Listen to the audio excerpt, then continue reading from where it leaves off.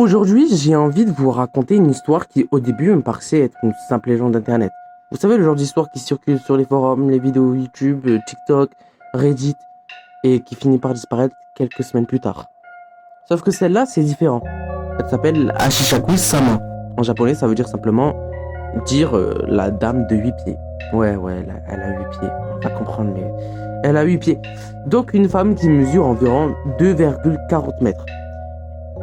Et si cette histoire est devenue aussi célèbre, ce n'est pas juste parce qu'elle fait peur, c'est surtout parce que beaucoup de personnes disent qu'elle serait inspirée d'événements réels. Certains disent même que des gens auraient disparu après avoir affirmé l'avoir vue. Alors, est-ce qu'on parle simplement d'une légende urbaine, d'un esprit du folklore japonais, yokai, tout ce que vous voulez, ou d'une histoire qui a complètement échappé au contrôle d'Internet? Parce que je vais vous raconter tout ça depuis le début.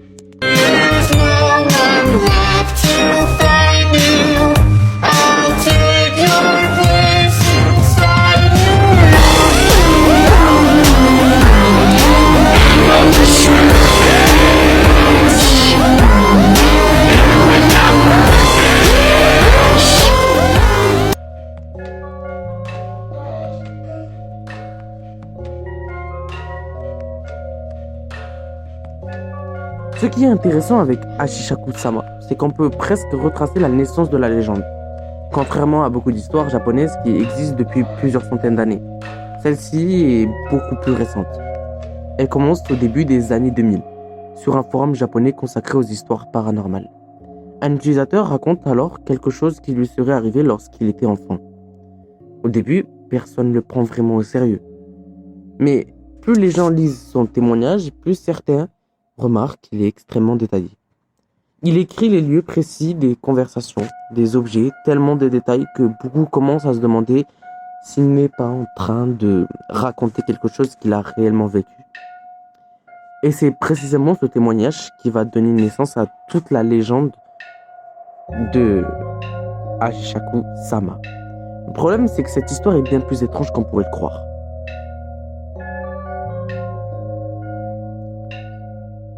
D'après le récit publié sur le forum, tout commence pendant les vacances d'été. L'auteur explique qu'il était allé passer quelques jours chez ses grands-parents, dans un petit village japonais. Un endroit très calme, avec des champs, quelques maisons et presque personne dans les rues. Le genre d'endroit où il se passe rien, genre vraiment rien. Un après-midi, alors qu'il jouait dehors, il entend un bruit étrange. Un simple son. Pou, pou, pou. Au début, il ne s'inquiète pas. Il pense que ça vient d'un voisin, un haut-parleur ou même un oiseau qu'il connaît pas. Mais plus il avance, plus le son semble se rapprocher. Il regarde tout autour de lui. Et là, au loin, genre vraiment loin, il aperçoit une silhouette. Une femme. Enfin, une femme, c'est ce qu'il croit au début. Parce que, en regardant mieux, quelque chose ne va pas. Elle est beaucoup trop grande en fait. Genre, voilà, c'est pire que la moyenne. Elle dépasse largement la clôture qui l'entoure. Sa tête ressort au-dessus des arbres. Ce n'est pas une impression, elle mesure plusieurs mètres de haut. L'auteur estime qu'elle fait environ 2,40 m. Elle porte une longue robe blanche qui descend jusqu'au sol et ses longs cheveux noirs cachent presque entièrement son visage. Impossible de voir clairement ses yeux. Elle reste là, complètement immobile, puis le bruit recommence. Pou, pou, pou. À ce moment-là, il comprend que le son vient d'elle. Il prend peur et rentre chez ses grands-parents aussi vite qu'il peut. En racontant ce qu'il vient de voir, il s'attend à ce qu'on se moque de lui. Mais la réaction de ses grands-parents est tout l'inverse. Ils deviennent soudain très sérieux. Son grand-père pâlit. Sa grand-mère arrête immédiatement ce qu'elle est en train de faire. Et c'est là qu'il prononce un nom que le garçon n'avait jamais entendu auparavant. Ashishaku-sama.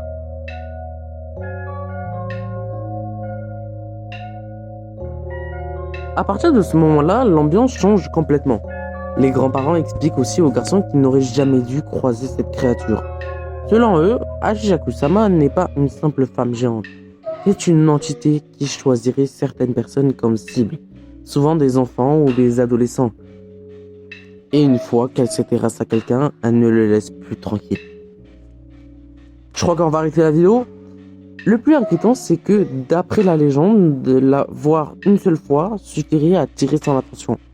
Les grands-parents décident alors de demander de l'aide au voisin, un homme qui connaît les anciennes traditions du village. En entendant le nom de Hashaku-sama, lui non plus ne semble pas surpris. Au contraire, il s'agit comme si c'était une histoire connue depuis longtemps. Très vite, plusieurs habitants se réunissent. Ils préparent une chambre spéciale où le garçon devra rester enfermé toute la nuit. Des talismans sont placés un peu partout. Ouais, on n'est pas dans From. Ouais. Des prières sont récitées. On lui donne même certains objets censés repousser les mauvais esprits. Et avant de fermer la porte, les adultes lui donnent une consigne très simple. Peu importe ce qu'il entend, peu importe ce qu'il voit, il ne doit surtout pas sortir de cette pièce. À ce moment-là, le garçon ne comprend toujours pas pourquoi tout le monde est aussi inquiet. Mais il va vite découvrir que la nuit qui l'attend sera probablement la plus terrifiante de toute sa vie.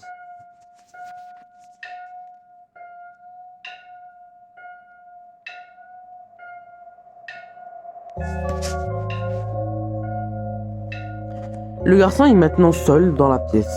Au début, il essaye de se convaincre que tout ça est exagéré. Après tout, il est enfermé dans une chambre avec des talismans et des objets censés le protéger. Il se dit que les adultes veulent simplement le rassurer. Les premières minutes passent sans qu'il ne se produise quoi que ce soit. Puis il entend de nouveau ce bruit. Po, po, po. Cette fois, il est beaucoup plus proche. Genre le silence qui suit est presque pire que le bruit lui-même. Le garçon retient sa respiration, il fixe la porte, puis la fenêtre. Et quelques secondes plus tard, le son recommence toujours plus près. Comme si quelque chose tournait autour de la maison.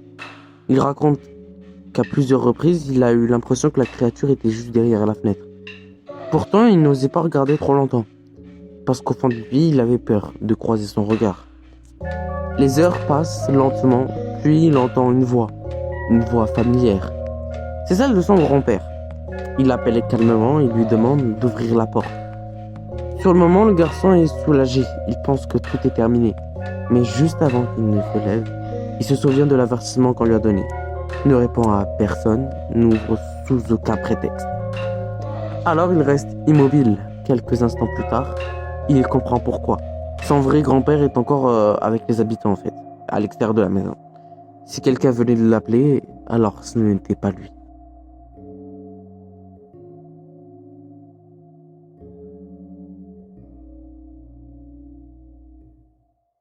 Lorsque le soleil commence enfin à se lever, les habitants décident qu'il n'est plus possible de rester dans le village. Ouais, donc en fait, tu déménages. Voilà. Ils organisent rapidement le départ du garçon. L'idée est simple, l'éloigner le plus vite possible avant qu'Ashoku-sama ne puisse le trouver. Ils montent dans une voiture avec plusieurs adultes. Pendant le trajet, personne ne parle. Tout le monde regarde autour de lui, comme s'il craignait que quelque chose surgisse à n'importe quel moment. Et puis le garçon tourne la tête vers la route et il voit loin, il aperçoit une silhouette blanche, immense. Elle est debout, sans bouger. Même à cette distance, il reconnaît immédiatement sa taille et ses longs cheveux noirs. Quelques secondes plus tard, elle disparut de son champ de vision. Le trajet continue et cette fois, ils arrivent enfin à quitter la région. D'après le témoignage, le garçon n'aurait plus jamais revu Hashaku-sama. Mais ce qui intrigue encore aujourd'hui, c'est la fin de son histoire. Il explique que les habitants lui ont interdit de revenir dans ce village, tant que les personnes ayant réalisé le rituel de protection seraient encore en vie. Comme si la créature continuait à l'attendre.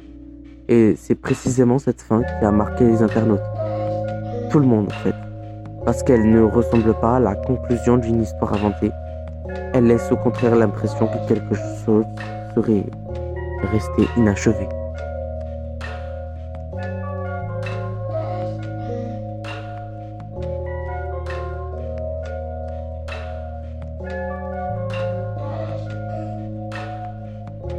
Maintenant qu'on connaît le témoignage le plus célèbre, il y a une question qui se pose. Qui est vraiment Hashaku-sama?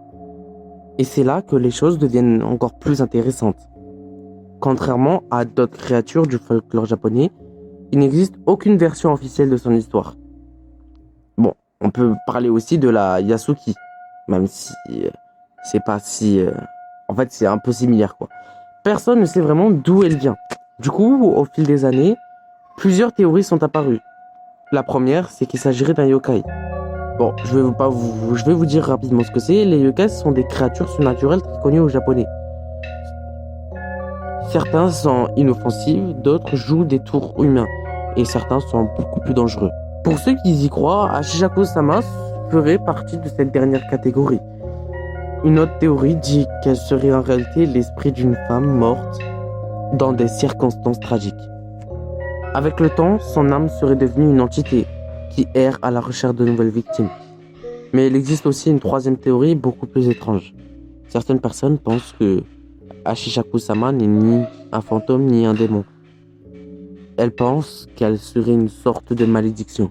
Autrement dit, une présence qui choisit une personne au hasard, puis la poursuit jusqu'à réussir à l'atteindre.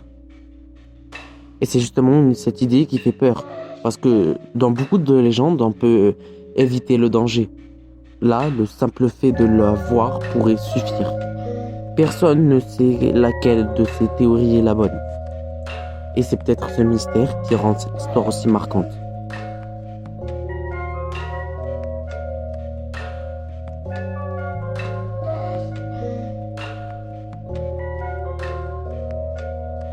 Ce qui est impressionnant, c'est que cette histoire a été publiée il y a plus de 20 ans. Et pourtant, on continue encore d'en parler aujourd'hui. Des vidéos, des jeux d'horreur, des mangas et même les discussions sur les réseaux sociaux reprennent régulièrement le personnage Ashijaku-sama. Mais pourquoi cette légende a-t-elle autant marqué les gens? Je pense qu'il y a plusieurs raisons. Déjà, contrairement à beaucoup de monstres, Ashijaku-sama ne ressemble pas à une créature complètement irréaliste. Elle a une apparence humaine, c'est justement ce qui la rend dérangeante. Ensuite, il y a ce fameux bruit. Po, po, po. Il est simple, presque ridicule quand on l'entend genre pour la première fois. Mais une fois qu'on connaît l'histoire, impossible de ne pas y repenser. Enfin, il y a le témoignage d'origine. Vrai ou faux. Il est raconté avec tellement de détails qu'il donne l'impression que son auteur décrit un véritable souvenir. C'est probablement cette impression de réalisme qui a permis à la légende de survivre toutes ces années. Aujourd'hui encore, certaines personnes affirment avoir aperçu une femme immense vêtue de blanc dans des zones rurales du Japon. Aucune de ces histoires n'a jamais été vérifiée, mais elles suffisent à entretenir le mystère. Et au fond, c'est peut-être ça la véritable force des légendes urbaines. On ne peut pas prouver qu'elles sont vraies, mais on ne peut pas toujours prouver le contraire non plus.